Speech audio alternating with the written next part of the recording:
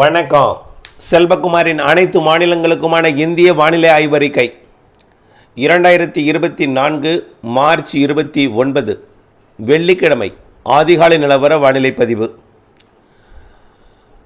அதிகாரப்பூர்வ வானிலை அறிக்கைக்கு இந்திய வானிலை ஆராய்ச்சித்துறை அறிக்கையை பார்க்கவும். அனைத்து மாநிலங்களுக்குமானது. நேற்றைக்கு தமிழ்நாட்டின் தென்கடலோர பகுதிகளில் மழை எதிர்பார்க்கப்பட்ட நிலையில் ராமநாதபுரம் மாவட்டம் ராமநாதபுரத்தில் 1 சென்டிமீட்டரும், நேற்று காலைக்கு பின் தூத்துக்குடி மாவட்டத்தின் கடலோர பகுதிகளில் ஆங்காங்கே நல்ல மழையும், தூத்துக்குடி மாவட்டத்தின் உள்பகுதி கயத்தாறு வரை கூட அதாவது ஆங்காங்கே ஒதுக்கி லேசான நனைக்கும் மழை பொழிவும் காணப்பட்டது. அதேபோல் திருநெல்வேலி தென்காசி மாவட்டத்திலையும் ஆங்காங்கே காணப்பட்டது. மேற்கு தொடர்ச்சி மலையில் காணப்பட்டது. தூத்துக்குடி மாவட்ட கடலோர பகுதிகளில் கொஞ்சம் கூடுதலாக இருந்தது. அந்த மழைப்பொழிவு ராமநாதபுரம் மாவட்ட கடலோர பகுதிகளிலையும் புதுக்கோட்டை மாவட்ட கடலோர பகுதிகளில் ஒரு தூறல் துளியையும் கொடுக்கும் வானிலை காணப்பட்டது. கேரளாவில் ஆங்காங்கே நல்ல மழை, கோட்டயத்தில் கனமழை காணப்பட்டது. இந்த நிலையில் உயரழுத்தம் தொடர்ந்து வங்கக்கடலில் நீடித்து கொண்டே இருக்கிறது.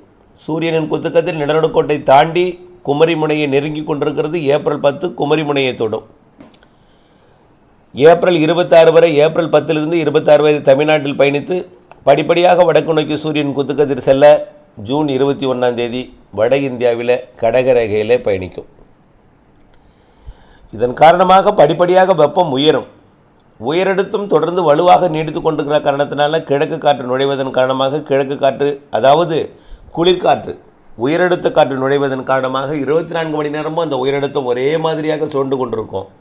இரவு நேரத்தில் சூரியன் இல்லாத காரணத்தினால அந்த குளிர்காற்றானது குளிர்ந்த சீதோஷ்ண நிலையையும், பகலிலே அந்த குளிர்காற்று வெயில் காரணமாக வெயில் வந்ததும் வெப்பம் வந்ததும் படிப்படியாக உயர்ந்து வெப்பம் உயர்ந்து அனல் காற்றாக மேற்கு மாவட்டங்களையும், தமிழ்நாட்டின் மேற்கு மாவட்டங்களுக்கும் மேற்கு தொடர்ச்சி மலையோட கிழக்கு பகுதிக்கும் வெயிலை கூடுதலாக கொடுக்கிறது. அதேபோல் கர்நாடக பகுதிக்கும் ஆந்திர பகுதியோட உள்பகுதிக்கும் தெலுங்கானா பகுதிகளுக்கும் மகாராஷ்டிரா வரைக்கும் அதிகமான வெப்பத்தை கொடுப்பது இந்த உயரழுத்தம்.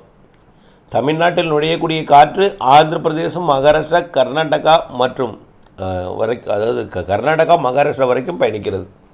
ஆக கர்நாடகா ஆந்திர எல்லையோரம், தெலுங்கானா கர்நாடக எல்லையோரம், தெலுங்கானா மகாராஷ்டிரா எல்லையோரம் இதெல்லாம் அதிகமான வெப்பம் காணப்படுகிறது. இந்த நிலையில் வட இந்திய நிலப்பகுதிகளில் காற்று சுழற்சிகள் நீடிக்கிறது. இந்த காற்று சுழற்சி வலுவாக இருக்கிற காரணத்தினால தான் உயரழுத்தமும் ஒரேபடியாக வட இந்திய நிலப்பகுதியில் இருக்கக்கூடிய காற்று சுழற்சி காரணமாகவும், வடகிழக்கு மாநிலங்களில் நீடிக்கக்கூடிய மேற்கத்தியுடைய ஒரு காற்று சுழற்சி காரணமாகவும் உயரழுத்தமானது எங்கும் செல்ல முடியாமல் வங்கக்கடலையே நீடித்து கொண்டிருக்கிறது. அது அவ்வப்பொழுது பரப்பில் அதிகரித்தும் விட்டம் அதிகரித்தும் எது எப்படியோ எங்கே இருந்தாலும் தமிழ்நாட்டின் கடலோரத்தில் உயரழுத்த குளிர்காற்றை அனுப்பும் வண்ணமாகவே இருக்கிறது.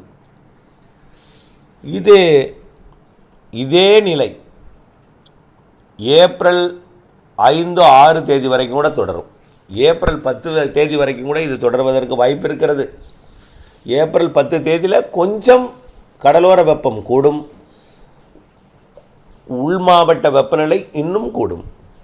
ஏப்ரல் 10 26 வரை தமிழ்நாட்டிலே நீடித்து பிறகு ஆந்திர பிரதேசம், கர்நாடகா என்று வடக்கு நோக்கி பயணிக்கக்கூடிய சூரியன் குத்துக்கதிர் படிப்படியாக வட இந்திய வெயிலை உயர்த்தும், வெப்ப அலையை கொடுக்கும்.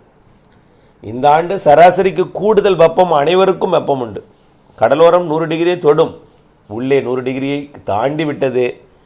104 டிகிரி நேற்று தமிழ்நாட்டின் ஈரோடு மாவட்டத்தில் பல இடங்களில் 105, 106 என்று போய்விட்டது. கர்நாடகா மற்றும் ஆந்திர பிரதேசத்தோட உள்பகுதி எல்லாமே, தெலுங்கானா பகுதி எல்லாமே.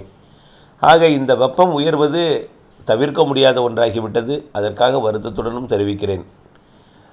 வழக்கமான வெப்பநிலையில் 2 டிகிரி கூடியிருக்கிறது, சில இடங்களில் குறைந்தபட்சமாக 1 டிகிரி உயர்ந்திருக்கிறது. நேற்று தமிழ்நாட்டின் தென் மாவட்டங்களில் மேகம் சூழ்ந்து காணப்பட்ட காரணத்தினால 1 டிகிரி குறைந்திருக்கிறது. ஆனால் பிற மாவட்டங்களில் எல்லாமே 2 டிகிரி உயர்ந்திருக்கிறது, பரவலாக 1 டிகிரி உயர்ந்திருக்கிறது செல்சியஸில். ஆக இப்போவே இந்த 2 டிகிரி 1 டிகிரி என்றால் இன்னும் அதிகரிக்கத்தான் செய்யும் சராசரி வெப்பம் என்பது.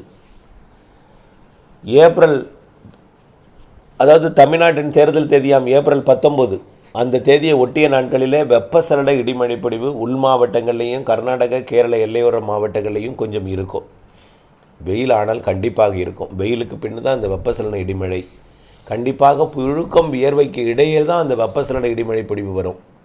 அனைத்து மாவட்டங்களுக்கு கூட வாய்ப்பு இருக்கிறது தேர்தலை ஒட்டிய நாட்களில். ஆனால் காலையில் வெயில், மதியம் சுட்டெரிக்கும் வெயில், மாலை ஆங்காங்கே இடிமழை, இரவிலே நள்ளிரவிலே ஆங்காங்கே இருக்கும். வரக்கூடிய தேர்தலை ஒட்டிய நாட்களில் இருக்கும். தேர்தலுக்கு பின் மேலும் பரப்பில் கூடும் இடிமழை. தமிழ்நாட்டில் தொடங்கும் அந்த இடிமழை பொழிவு, அதாவது தமிழ்நாட்டின் உள் மாவட்டங்களில் தொடங்கும் இடிமழை பொழிவு கடலோர மாவட்டங்களுக்கும், அது வட உள் மாவட்டங்கள் வடகடலோர மாவட்டங்களுக்கும் மே மாதம் கொடுக்கும். ஏப்ரல் மாத இறுதியில், மே மாத முற்பகுதியில் வங்கக்கடலில் வலுவான நிகழ்வு உருவாகி ஒடிசா மற்றும் மேற்கு வங்கம் அல்லது வடக்காந்திர பிரதேசம் நோக்கி பயணிக்கும். இந்த நிகழ்வு நெருங்கி தமிழ்நாட்டுக்கு ஒட்டி சென்றால் தாழ்வு நிலை மழை பொழிவு கிடைக்கும். அப்பால் சென்றால் வெப்பசலன இடிமழை பொழிவு தொடரும். மழையை பொறுத்த வரைக்கும் அனைவருக்கும் கிடைக்காது, தினசரி கிடைக்காது. எப்பொழுதாவது ஒரு முறை ஒரு இடத்தில் பெய்யும். ஆனால் சில இடங்களில் கொஞ்சம் கூடுதல் கிடைக்கும். ஒதுக்கி ஒதுக்கி பெய்யும். பெய்யும் இடத்தில் அதிகமாக பெய்யும், அருகேயே குறைவாக பெய்யும், அருகேயே ஒதுக்கும். ஆனால் வெயில் அனைவருக்கும் உண்டு என்பதை நினைவில் கொள்ள வேண்டும். இந்த ஆண்டு கோடையில் குறிப்பாக ஏப்ரல் 15 தேதிக்கு மேல், மே மாதத்தில் ஏப்ரல் 15 தேதிக்கு மேல் மே 30 தேதி, அதாவது 31 தேதி, அதாவது 1.5 மாதம் பெய்யக்கூடிய இடிமழையில் இடி மின்னல் கூடுதலாக இருக்கும். கோடை மழை என்பதனால வழக்கமாகவே இடி மின்னல் கூடுதலாக இருக்கும்.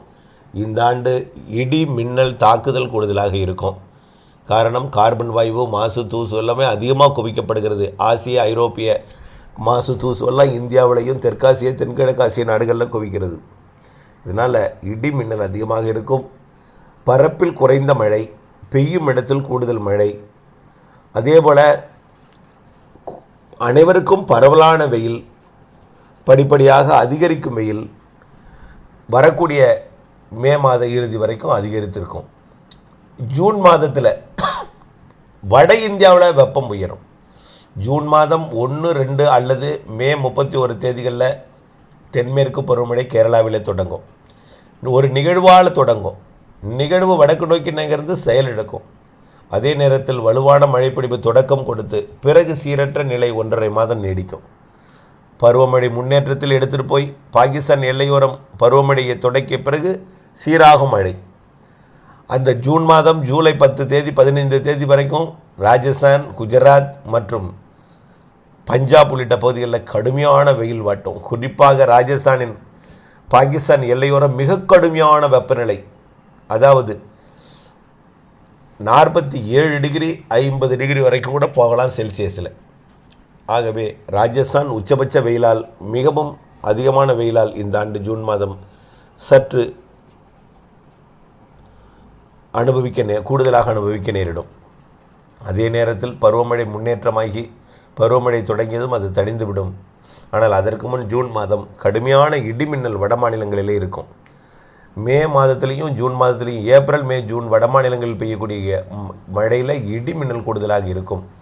இமயமலை ஒட்டிய பகுதிகளில் கார்பன் வாயு அதிகமாக குவிக்கப்படுகிற காரணத்தினால தூசு மாசுக்கள் மின்தூண்டலை ஏற்படுத்தும் என்பதனால் கண்டிப்பாக இடிமின்னல் தாக்குதல் பீகார் மற்றும் ஜார்க்கண்டு மற்றும் மேற்கு வங்கத்தின் வடக்கு பகுதி, இதில் எல்லாம் ஏப்ரல், மேயில், ஜூனில் பெய்யக்கூடிய மழையில் இடிமின்னல் தாக்குதல் அதிகமாக இருக்கும்.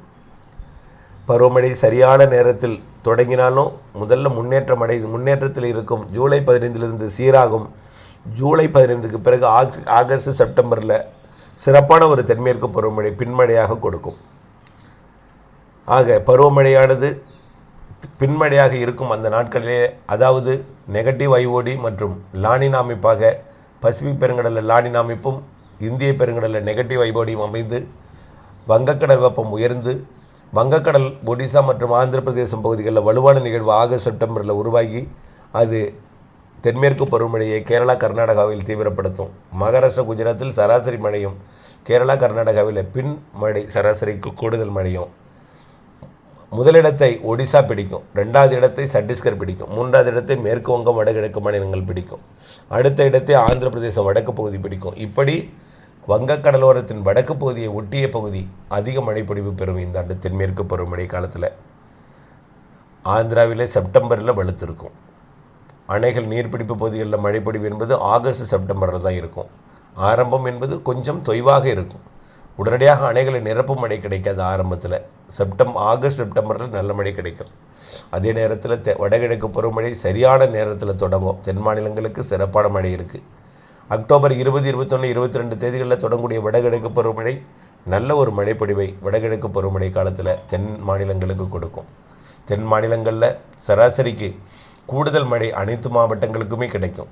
கண்டிப்பாக குறைந்தபட்சம் சராசரி மழையாவது பல மாவட்டங்களில் கிடைக்கும். ஆனால் பல மாவட்டங்களுக்கு கடந்த ஆண்டை விட சில மாவட்டங்களுக்கு கூடுதல் மழை தருகிறது. கடந்த ஆண்டு வடக்கையும் தெற்கையும் அதிக மழை கொடுத்தது.